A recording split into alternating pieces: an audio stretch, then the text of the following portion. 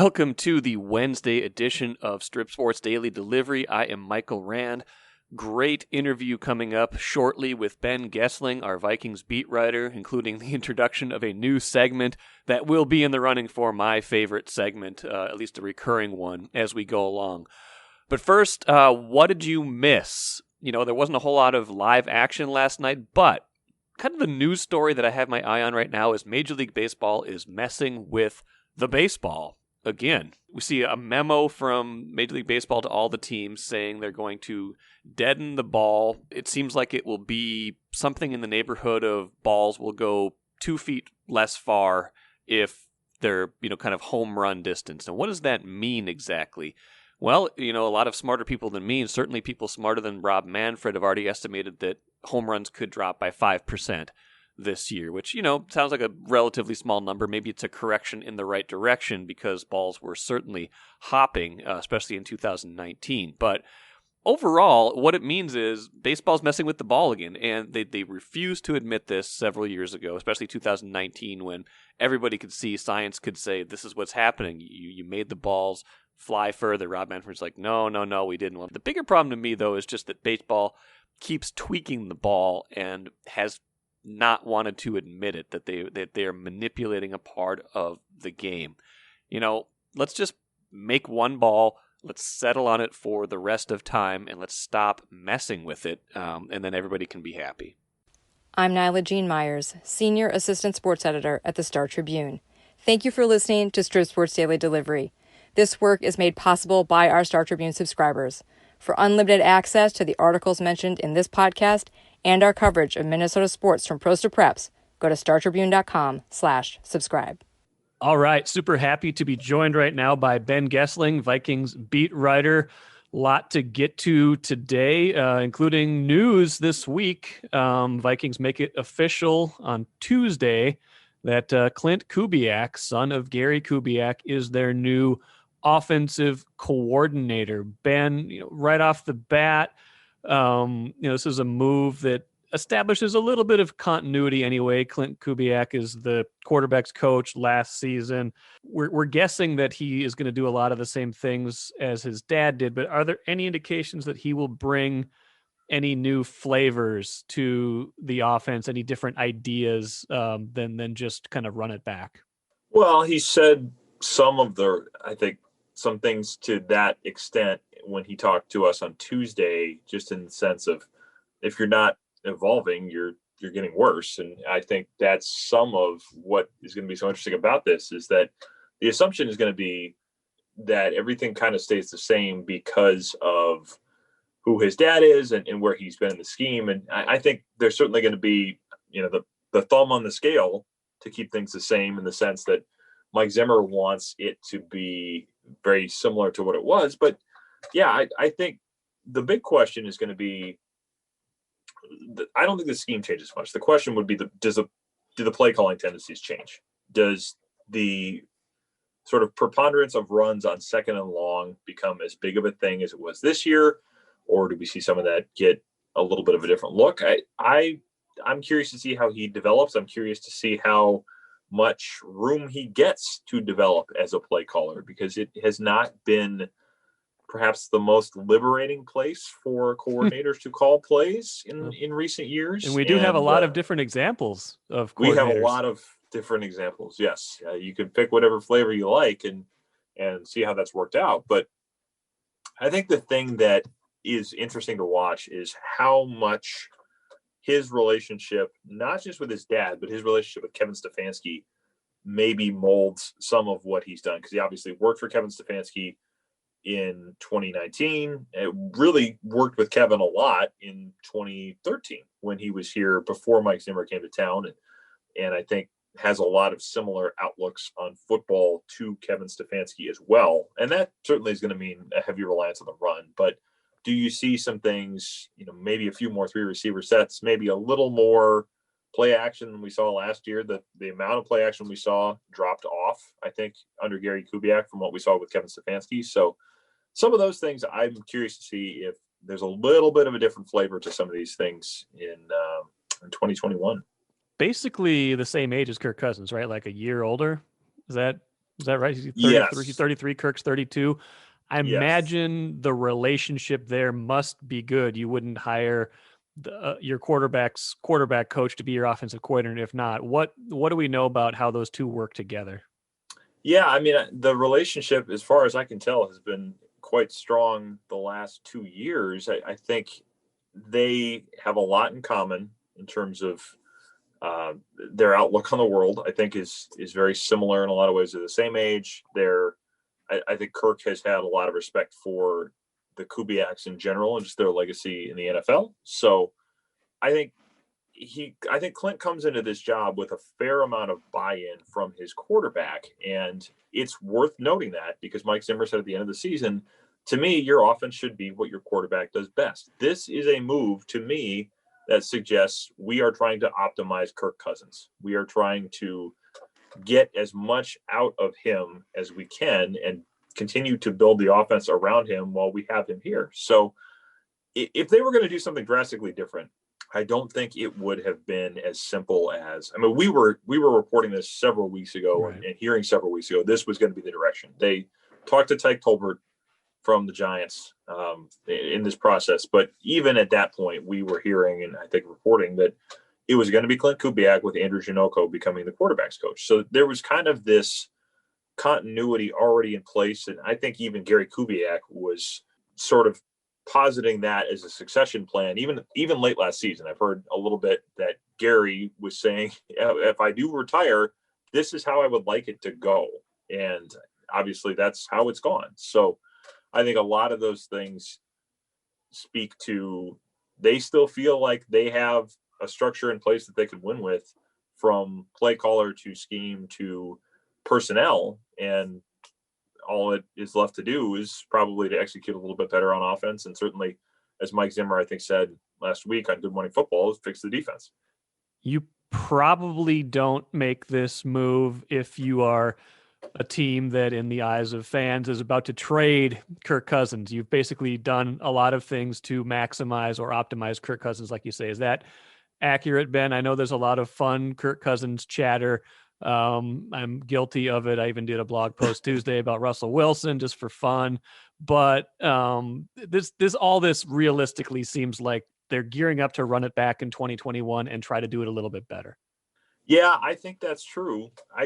It would be surprising to me if you make all these moves and you say what they've said about Kirk Cousins and you then turn around and trade him. Now, if a team comes around and says, hey, here's a first round pick, here's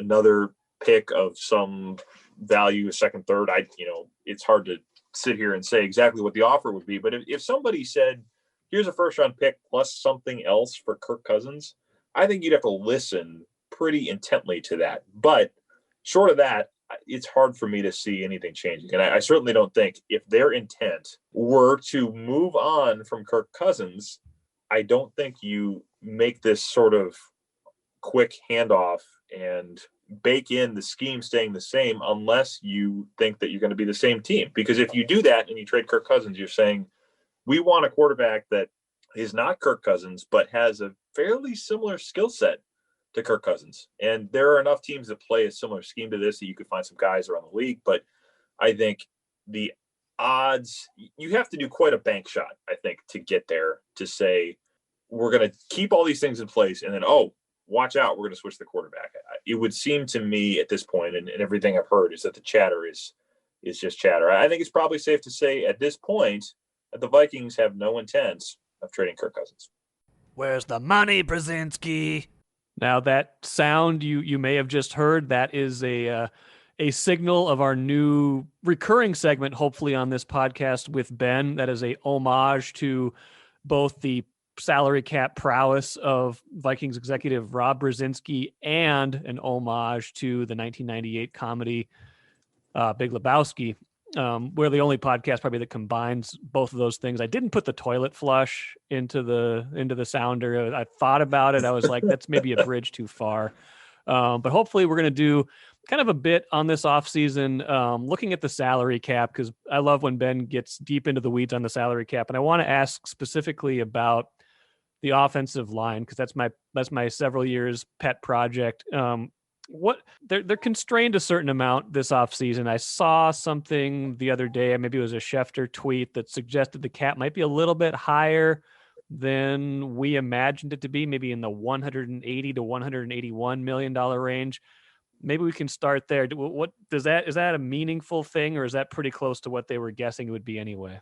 Well, I think when you're in the spot the Vikings are in, yeah, all of it's meaningful. I mean, that's $5 to $6 million, probably more than we were talking about. A lot of the numbers that people have been using, certainly the ones that I've been using, have been 175. So if you're talking 180 to 181, that probably buys you another player. That may be a lot of your draft class in terms of cap space to have that much. I mean, that basically takes us from talking about needing to cut 12 something $million of cap space to something probably in the $7 to $8 million range, which is still nothing to just say, oh, it's no big deal, but it makes it easier. It probably makes it so that you can at least get yourself under the cap with one move potentially, or you can get yourself in position to have a little bit of wiggle room in free agency with a couple moves. Given what you may see around the league with veterans getting cut and potentially looking for places to play that require them to sign affordable deals, if there's a little bit more room that allows the Vikings to get in on some of those players, I certainly think that's a valuable distinction. Ben, let's say I'm a guy who really wants to upgrade the offensive line, because I am. How do you get there? What would be the sequence of events that would allow them to actually create enough space to actually afford not just draft picks, but some meaningful free agent, whether it's a guard, whether it's a tackle and Riley Reef slides? How do you get there if you're talking about, a meaningful upgrade, and how much do those guys cost? I would say in terms of how you get there, you're probably talking about 3 to 4 moves that I see being the most likely, I guess. And almost all of those allow you to keep the players you have. I think Kyle Rudolph would probably be the one guy that you look at and say it doesn't make a ton of financial sense for him to be here on his current contract. And given some of his recent comments about the role and what that probably will look like in the future, I think it's reasonable to suggest that he may be gone. So that if that happens, saves you about $4.5 million. So if you do that, and then you look at potentially restructuring a guy like Anthony Barr, that's going to be an interesting one to me. I think Anthony Barr is here. From what I've heard, we've talked about it on Access Vikings, but the value the Vikings place on him is a lot higher, I think, than a lot of people do.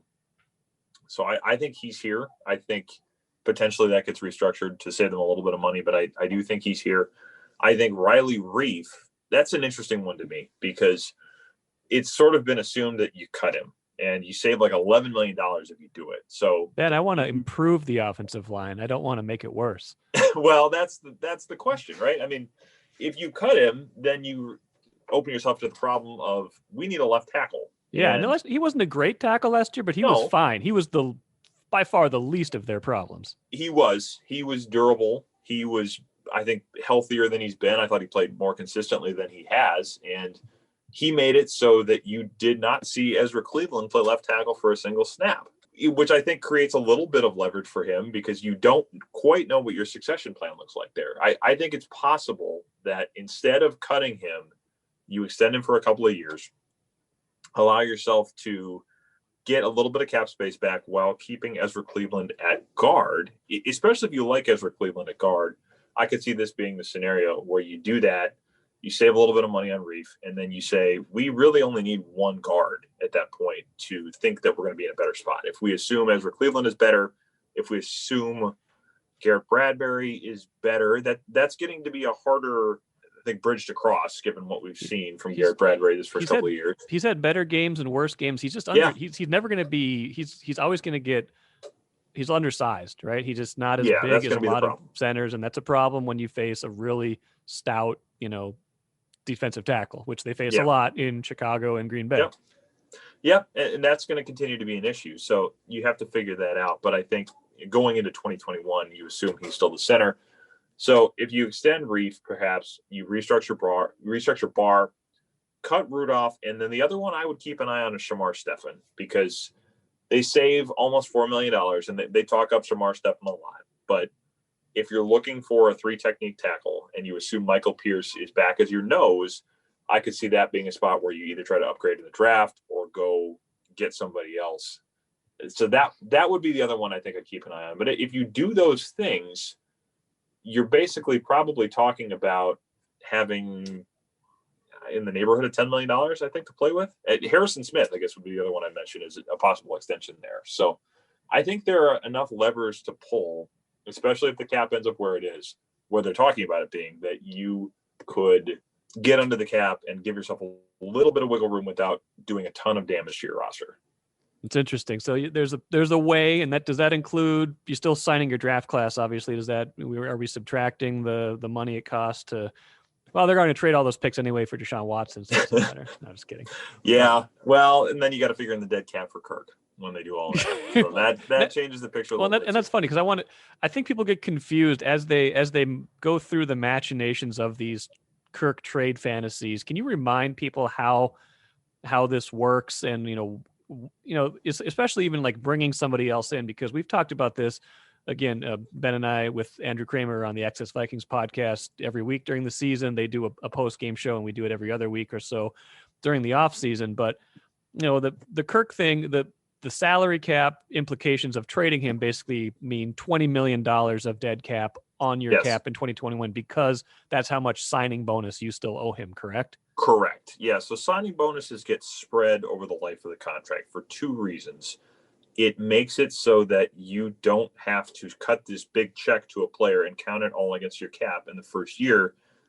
And it also benefits the player because of this. It's a thing players like to have, because you sit here and say, well, they're not going to cut me because they have to eat a lot of money to do it. So it's insurance in some ways for players, and it's also a way for them to get a big check up front, or at least half of a big check. Usually teams cut these things in 2 so that owners don't have to write a check for $30 million, because even if you're rich enough to own an NFL team, that's a big check. So in Cousins' case, he actually gets the second half of his signing bonus in cash this year. So that's the reason teams do it. But then what happens is you spread the hit of that out over the life of the contract. It amortizes like your mortgage does.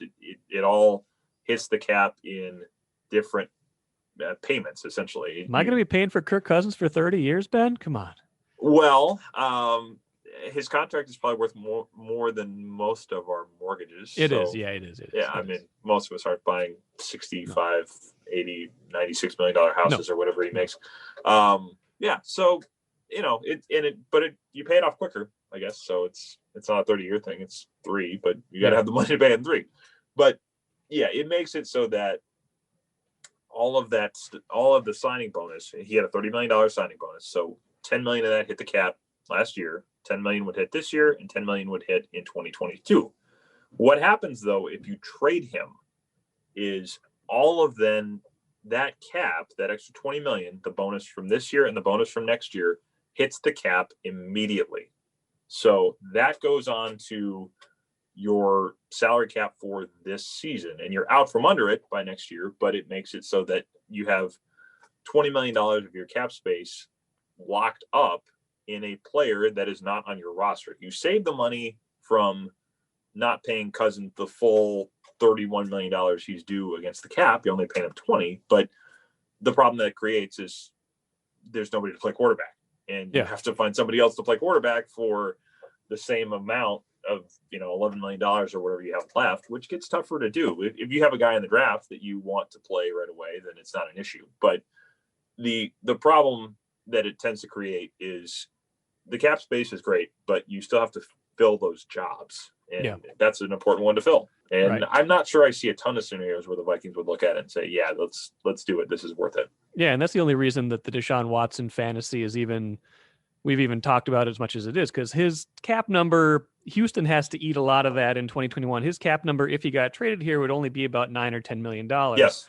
So that part of it makes sense. The contract always eats the bonus. Right. So that's why the Vikings would take the $20 million. That's why Deshaun Watson wouldn't be as big of a deal coming here, because the Texans would eat the bonus.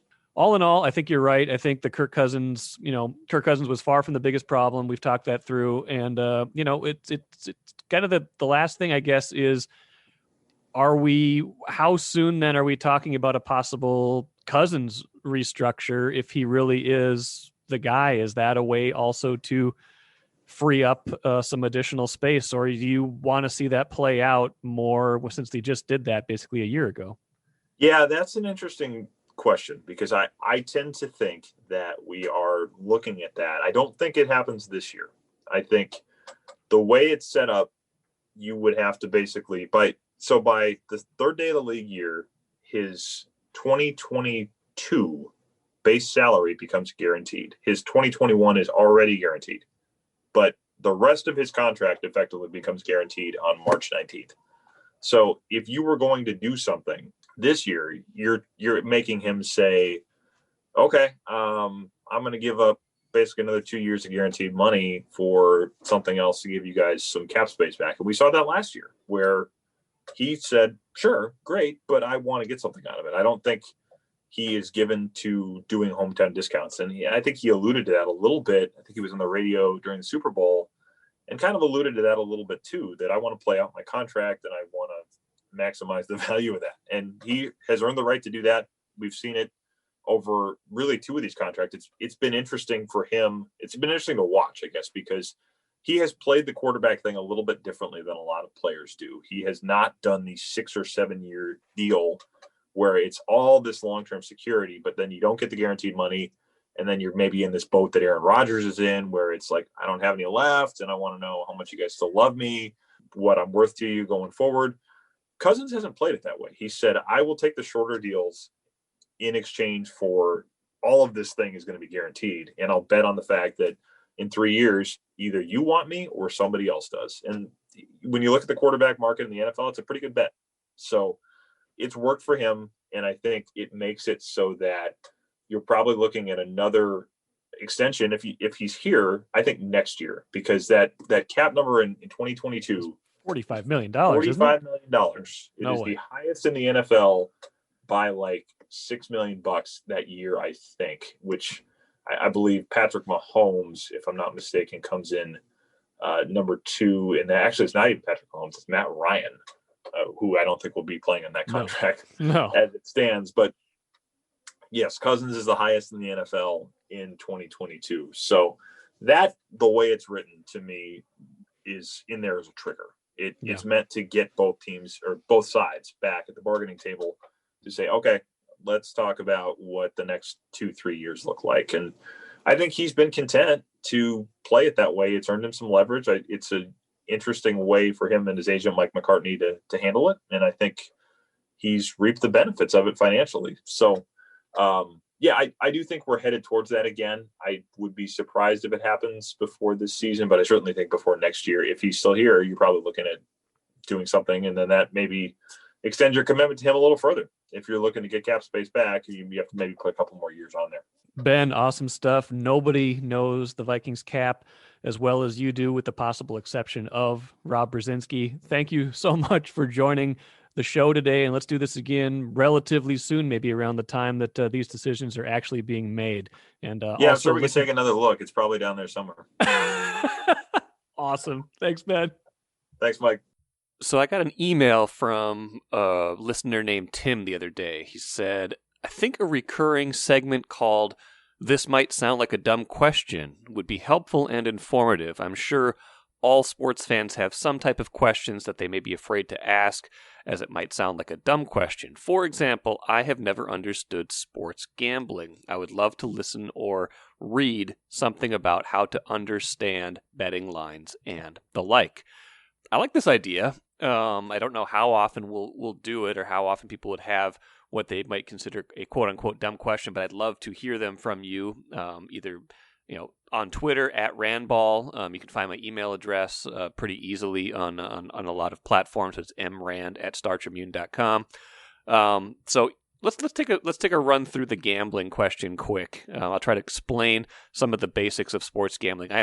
I'm not a big sports gambler. I've done it a few times in Vegas, just for amusement, but I do know at least the basics of it. So here we go. point spreads are pretty simple. If you see a line that says, say, Vikings -3 against Green Bay, that means Minnesota is a 3-point favorite. Now, if you're making a traditional point spread bet on the Vikings, you are wagering that they will beat the Packers by more than 3 points. Conversely, a bet on the Packers as 3-point underdogs means you are betting on Green Bay to either win or lose by a very close game, fewer than 3 points. So, for instance, if a Vikings rookie kicker misses a whole bunch of kicks in this scenario and the game ends up a tie, a bet on Green Bay is a win. Let's talk about the money line quick. You're betting on a win or a loss, period. No point spread. So in those cases, you can wager on extreme long shots with unfavorable odds, but big payoffs, or conversely, extreme favorites with a low reward. So example, tonight's game, Wolves are 9-point underdogs against the Clippers. You see that Paul George isn't playing for Los Angeles, so instead of betting on the Wolves and taking the points, thus ensuring a wagering victory even if they lost by 8 points or fewer, you want to bet on them to win outright. So you can bet the money line, which is plus 320, meaning you would win $320 just by betting $100. But you would lose your money if they, couldn't hold a stupid fourth quarter lead and lost by any amount. Similarly, the Clippers are listed at minus 405, so you could bet $405 to win $100, which seems a little risky in terms of payoff versus bet size, but does give you a better chance of winning your bet. Future odds. Now, I saw recently the Vikings are plus 5,000 to win the Super Bowl next year. That means if you bet $100 on the Vikings to win the Super Bowl right now, you would win $5,000 if they eventually do win the Super Bowl. And you take away 2 zeros from the plus number in that case to find the odds, so they have 50-1 odds of winning the Super Bowl next year. So I'm telling you, there's a chance. You can also bet on things like total points scored in a game. Sportsbooks will set a total combined number for both teams. You'll have to wager on whether you think the actual total will be less, the under, or more, the over. These are kind of fun, so I'm told, because it sort of lets you bet on what kind of game it's going to be, which to me seems a little less volatile than a winner or loser with or without a point spread on a given night. Now, these sorts of wagers can also be infuriating, again, so I'm told, because weird things can happen and sure things can evaporate in garbage time. You can also do a parlay, multiple bets linked together in which you need to win all of them in order to cash your ticket, but that can involve big payoffs if you hit, say, 3, 4, 5, 20 bets. Tim and everyone else, I hope this gives you an overview of how to understand sports gambling. It's an enterprise that's growing. It is legal in Iowa and a lot of other states, and attempts to legalize it in Minnesota have been undertaken at various points and could be taken up in a serious way soon. It was not a dumb question, Tim, I assure you that, but if you feel like you have something that qualifies like this, please, I'd love to hear from everybody. And let's end things today with the cooler, as we always do. Timely here, based on that conversation I just had with Ben Goessling. New Todd McShay mock draft on ESPN.com just came out. Vikings at number 14. Elijah Vera Tucker, offensive tackle / guard from USC, is the choice at this moment. I'm sure this will change, but timely considering our discussion of the offensive line. McShay writes, Minnesota will take a long look at the pass rushers on the board, and it might decide someone like TCU safety Trevor Moehrig is worth the grab here, but the Vikings offense starts with a good zone blocking scheme, and Vera Tucker excels there with a feel for angles and blocking in the second level. I like how Ezra Cleveland, last year's second rounder, has fit into the Minnesota offensive line puzzle, but more help is needed in protecting quarterback Kirk Cousins and springing running back Dalvin Cook on big runs. Plus, Vera Tucker can play tackle or guard. Sounds like a winner, sounds like a good pick. It would be the 5th year in a row the Vikings have committed at least a 3rd-round pick to the offensive line with mixed results, but at least they are trying to help. We'll see if this ends up being the pick. That will do it for today. Thanks for listening to Daily Delivery. Subscribe to this podcast. Subscribe to Star Tribune, StarTribune.com. Listen tomorrow.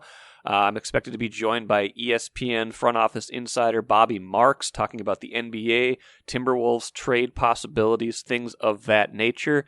So that should be a fun one. Expected to be joined too by Jamal Mashburn Jr. from Gophers men's basketball team. We will talk to you again tomorrow.